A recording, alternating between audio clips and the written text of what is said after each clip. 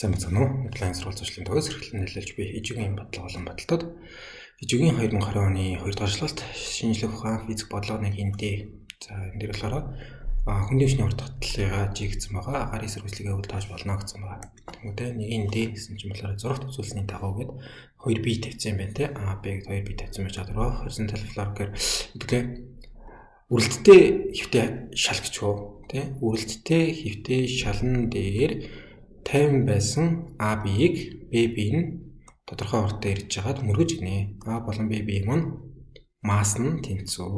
Тэгмүүдээ үрэлтийн дараа болохоор А бие маань L А хэмжээтэй гулгаж яваад зогссон. Б бие маань болохоор L B хэмжээтэй гулгаж явж байгаа зогсож гинэ. Үрэлттэй хэмжээ болохоор явж байгаа зогсоод байгаа шүү дээ. Тэнгүүт А болон Б биеийн хоорондох үрэлтийн бишээ. Мөрөлдөөний сэргэлтийн коэффициент та тийм. Мөрөлдөөний сэргэлтийн коэффициентийг Y гэцгээе. Тэнгүүтээ А шалтай А бие болон шалны хоорондох кинетик үрэлтийн коэффициент Б болон шалны хоорондох кинетик үрэлтийн коэффициент. Ер нь үрэлтийн коэффициентийн хоорондоо тэнцүү хүчээ. Тэгэх юм бол юу сууж байгаа юм бол L A болон L B хоёрын харьцаа ямар байх вэ гэснээр Y-гээс хамааруулаад гаргаад ирсэн байна те.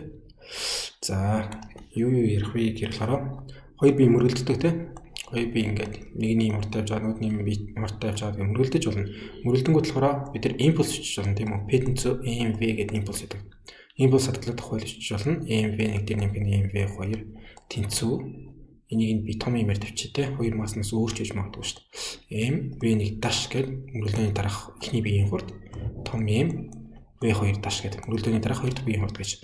Нэг бол яг юм импульс хадгалах тухай бичиж болдог. Аль эсвэл болохоор энерги хадгалах тухай бичиж болдог тийм үү? M V квадратыг хуваах нь 2 гэдэг. Кинетик энергиуд нь те. MV1-ийн квадрат хуваах нь 2. Эмх нь том юм тавьчихаа. Том M V2-ийн квадрат хуваах нь 2 тэнцүү M V1 даш гэдэг мөрөлдөөний дараах хурдын квадратаар нэмэх нь том M V2 дашийн квадратыг хуваах нь 2 гэж. Нэг бол импульс бичиж болно, нэг бол энерги бичиж болно.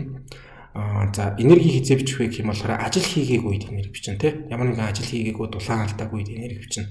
Тэгэхээр юу гэдэг нэг сум очоод яхаа нэг юм модны тайрц руу шигдээд орлоо гэхээр болохоор тэр чинь яа тийм нэг шигдэж орохын тулд халж байгаа, удаашарж байгаа энэ тэргээд тодорхой хэмжээнд болохоор тодорхой хэмжээний энергинд дулаанд зарцуулаад нь ажил болж хөрнө гэсэн. Тийм үед болохоор энерги бичиж болохоор болж байна. За импульсыг болохоор юу гэдэг лээ? Хүч байхгүй үед бичиж болно гэж хөө. Тэ би болохоор энэ дэр ингээ нэг би агаар дээр орхилоо гингүүд энэ чинь болохоор доошгоо mg гэдэг татах хүч байгаа юм чинь доошгоо хурцаад анх болохоор хурдан тэг тийм үү? Анх болохоор импульсэнд тэгвэл mv тэнцүү тэг байснаа доошгоо үрээд ирэхдээ хурдтай болчих тий. mv нь болохоор тэгээс ялгаатай болчих. Энэ их тэнцээ болчихно. Хэрвээ ямар нэгэн гадны хүч байх юм бол импульс хадгалах хуулийг биелэхгүй гэж. За тэгснээ абсолют уян харимхай, абсолют уян налархай гэсэн хоёр мөрөлдөөн байгаа тийм. И тэнцүү нэг абсолют уян харимхай гэх юм бол хоёр биллиардны бөмбөг мөрөлдөж байгаа юм шиг юм бодчихно. Тэр үед нь болохоор энергийн чичж болно, импульсын чичж болно. За абсолют уян налархай гэдэг маань болохоор одоо нөгөө хоёр бие нийлээд явцсан. Нэг сум ингээд яг нэг тайрцлуу шигдээд орсон ч юм уу. Хоёр юу гэдэг шавар бөмбөлөг байж байгаа нийлээд нэг шавар бөмбөлөг болоо явд юм уу.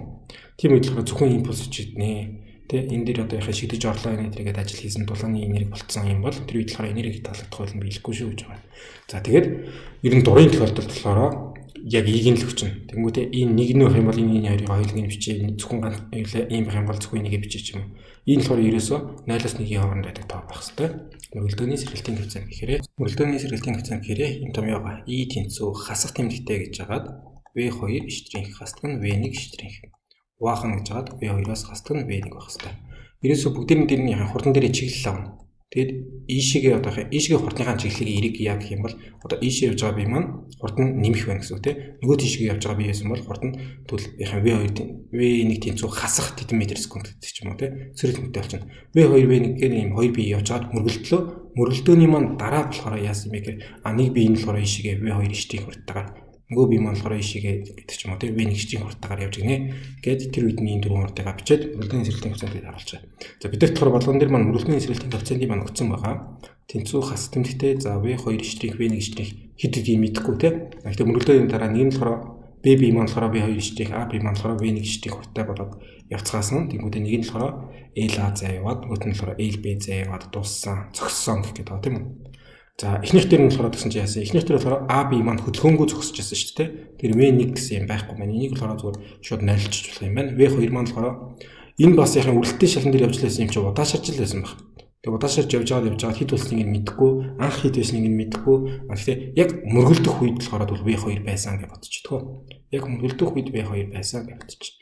Би тоонуудыг нь бол өгөөд тэгээ яг мөргөлдөх үед V2 байсан. Нүүд нь хасны тэлх гэдгийг би ингэж бичээд яхав тий. Маш их гонч гэж хайчих. За E маань ийм байгаа юм байна. Тэнгүүтээ LB-г олоо гэсэн юм хэлэх гээд байгаа тийм үү? За энэ дээр тэгвэл болохоор LB-г олоход би юу хэлэх юм бэ гэхээр энд за нэг юм B-тэй V урдаар явж ийн гэж бодъё. За master гэж бодъё. Тэгэх юм бол энийг доош нь AMG гээд дэлхийн татгууч татна. Дээш нь болохоор энийг реакц өгч N гэж төлөвлөн тийм үү? Яагаад вэ гэхээр болохоор эн чинь хэрвээ зөвхөн AMG доошгоо үлжилж исэн бол цөмрөөд орох хэрэгтэй болж ш тэ. Цөмөрч орохгүй байгаад наа гэдэг маань болохоор шалан дээшгээ N хүчээр үлжилж байгаа гэсэн үг. Тэгээ дээшгээ явахгүй доошгоо чигдэж орохгүй юм чи энэ хоёр маань тэнцүү байгаа тийм үү? N тэнцүү AMG гэж. За тэнгүүтээ F үрэлтийн хүч гэж байгаа тийм. Үрэлтийн хүчийг бид болохоор үрэлтийн коэффициент тэнгүүтээ μ-тэй N тэмчин тийм үү? Реакц өгч тэмчин. Тэгэхээр энэ тохиолдолд болохоор μ AMG гэсэн ийм үрэлтийн хүч үйлчлэл юм байна. Тэгээ хоёулынх нь массууд нь адилхан, M-ууд нь адилхан шүү, μ-ууд нь адилхан шүү, үрэлтийн хүчүүд нь адилхан шүү гэдэг үйлдвэр дээр маань олгогдсон байгаа. За тэгээд F тэнцүү M А гэдэг Ньютоны 2 дахь хэлж чи тээ. Тэгэх юм бол эндээс M-ийн дараа хийчихаар A тэнцүү μg гэдэг маань. Энэ болохоор ийм хурдтгал сөрөглөнтэй байгаа тийм. Нөгөө B маань ийшээ явж гинэ гэсэн чинь үрэлтийн хүчин тэгвэл нөгөө тийш нь ийм А хурдтгал үйлчлүүлээд байна. Тэгэхээр энэ хэрвээ V хурдтай явж эхэллээ гэхээр бол V тэнцүү A тэгээд тавьчих юм бол ийм хугацааны дараа V маань 0 шүү дээ. Гэт тийг олчих. T тэнцүү V бахна. Ерөөсөө ийм хугацаанд яваад зогсох юм байна гэсэн үг гараад байна тийм үү?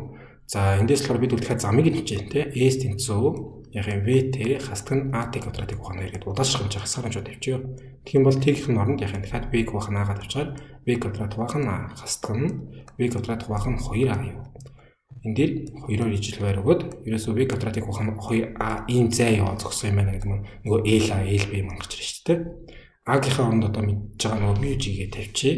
Тэгэнгүүт LA гэдэг бол ерөөсөө за нэгдүгээр B маань мөрөлдөөний дараах урт B1 штик бол тавьчих.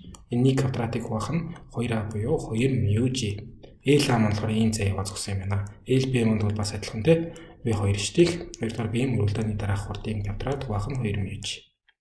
Ийм зэ яваад дуусах юм байна гэсэн. Гэтэ би μ-нуудыг мэдэхгүй, V-нуудыг мэдэхгүй те. Асуулт болохоор L-аг бахан LB-г яаж илэрхийлэх вэ гэж асуусан юм байна. Тэгвэл L-аг бахан LB гэдэг бол тэнцүү V1 штикийн квадрат бахан 2 μg. Нөгөө тийг нь болохоор хуваах гэж тавьчих шүү дээ. Хуваах нь V2 штикийн квадрат бахан 2 μg. Хуваах юм бол баримтлаад үржигдэх боллоо гэхээр 2 μg үржигдэх нь 2 μg-ийн дэш гарч байгаа тийм баригдслаад дараа V2 штикийн квадрат гэж. За энэ 2 μg-ийг энэ 2 мg-ийг дараа ичээ гэх юм бол за бидний олох юм бол бичсэн V1 штикийн квадрат бахан V2 штикийн квадрат гэж. Ийм юм бол олох юм байна гэж. За тэгээ илэрхийлэхдээ болохоор бид нар юу юм? Нэг дээр нэгний эслэн нэгээс хасны эслэнээр илэрхийлэх гээд байгаа тийм. Эслэнээр бичээд үзсэн чинь болохоор нэг бас нэг юм бах мэдгүй юм хэрэгэлсэн юм байна. За би нэг бодлого дуусгахын тулд ийм нэг юм оруулдаг.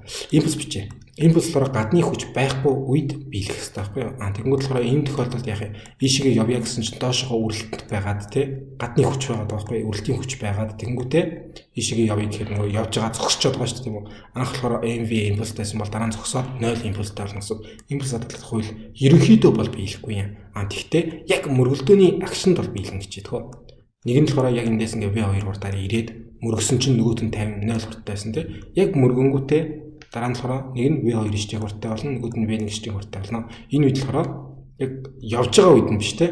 Яг мөргөх үед, мөргөсний дараах үед энэ тохиолдолд дээр яг мөргөж байгаа акшнд импульс хадгалах хууль биелнэ гэж. Тэгэх юм бол эхний тохиолдолд болохоор 0, нөгөөт нь MV2-оор буюу анх ийм импульстай мөргөлдлөө, мөргөлдөөний дараа болохоор MV1 штик нэмэх нь MV2 штик гэдэг.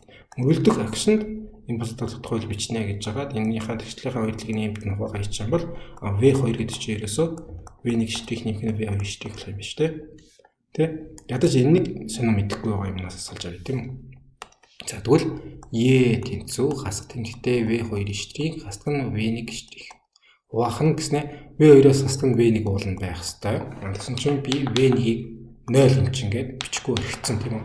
Тэгвэл одоо энэ V2-ийн оронд болохоор V1 штиктэй нэмэх нь V2 штик юм биш тэгээд тавьчихж байгаа. V1 V2 шүү. За одоо болохоор нэг дээр нэг хүний явслаа, нэгээс нь явслаа гэдэг юмнуудыг энэ бол бичээд үзье. Нийтийн нөхөн явслан гэчээр 1 хастгна гэж хагаад V2 штрих хастгна V1 штрих. Бахан V1 штрих нэмэх нь V2 штрих. Тэнцүү жижиг байртай болоод ийшээ нэмэх нь V1 штрихтэй хастгна V2 штрих нэмэх нь болонтэй хасгасан ингээд V1 штрих. Бахан V2 штрих нэмэх нь V1 штрих. Эндээс юу вэ? V2 штрих нь V2 штрихтэй дараа хийчих юм бол энэ бол дээрээ 2 V1 штрихтэйгээр юм байна те. Доороо V2 штрих нэмэх нь V1 штрихээр яаж. За нэгээс хастгны явслан гэдэг юм ингээд тавьд үзэх юм болохоор би нэг болохоор шууд хэлж мэдэхгүй болохоор ингэж тавьж үзээд энэ юу гаргаж өгөөд байна гэдгийг тавьдаг шүү дээ. За юм нь өөрөө угаасаа хасахтай байсан. Тэгээ хасах ягээр хасахыг нэмэх болж байгаад тэгээд энэ юм маань тийм үү? V2 штрих хастгна V1 штрих бахан V2 штрих нэмэх нь V1 штрих. Гэт нэмээд өчгөр энэ дээр дахиад ажил байд оруулаад V1 штрих V2 штрих нэмэх нь гэж байгаад V2 штрих хастгна V1 штрих. Бахан адилхан V1 V2 штрихүүд маань тэнцүүгээр одоо энэ нь болохоор V1 штрихүүд маань дарагдах юм байна тий. Тэгээ 2 тэгвэл V2 штрихтэй. Бахан V1 штрих нэмэх нь V2 штрих гэж байна. За тэгвэл энэ хоёрыг хооронд нь харьцуулаад үзэх юм бол тий. Нийтийн нөхөн явсланыг бахан нэгээс нь явслан гэж бичих юм бол 2 V1 штрих бахан V1 штрих нэмэх нь V2 штрих. Бахан гэж хагаад 2 V2 штрих бахан V1 штрих нэмэх нь V2 штрих. Тэнцүү тэгээ бариг зэлд өгч болох ч юм тийм үү? V1 штрих нэмэх нь V2 штрих байж үүрчдэг гэж байгаа болохоор бариг зэлд энэ дээр гарч ирээд доотлолт нь 2 V2 штрих тавьчих. За эндээс энэ хоёрын тог би энэ хоёрын дотор дарчи энэ нийлбэрийг энэ нийлбэртэйгээ дараа хийчих. Тэгэх юм бол V1 штрихийг бахан V2 штрих гэдэг чинь ерөөсөө тэгвэл ийм юмтай тэнцүү юм байна. Бидний олох гэдэг хариу болохоор юу вэ? Энд одоо V1 штрих бахан V2 штрихийн квадраттай тэнцүү юм байна тий. A log бахан LB маань. A log бахан LB-г яаж илэрхийлэх вэ гэж асуусан. Тэр нь тэгсэн чинь болохоор V1-ийг бахан V2 штрихтэй квадраттай маань. Тэгээд би болохоор энэ штрихтэй гэдэг энийг юмгаа тавьчих тийм квадратын дотор. Тэр энэ дээр нэг дээр нэмэх нь явслаа, бахан нэгээс нь явслаа, энийг квадрат гэж. Нэг дээр нь явслаа, нэгээс нь явслаа, нэг квадраттай хариу энд байна тий. За дөрөвт болгон зүг байсан юм байна. Мөрөлдөөний сэргэлтийн коэффициентийг ашигласаар гаргачлаа тий. Нэг input судалдах хуулийг болохоор уул нь ерөнхийдөө бол биелэхгүй. Гэхдээ яг мөрөлдөх агшинд биелнэ гэж гаргачлаа. За гарч ирсэн өгнөд маань юм өгнөд байна. Үрэлттэй шал байсан. Хөвтэй хавтгай дээр юм уу тий.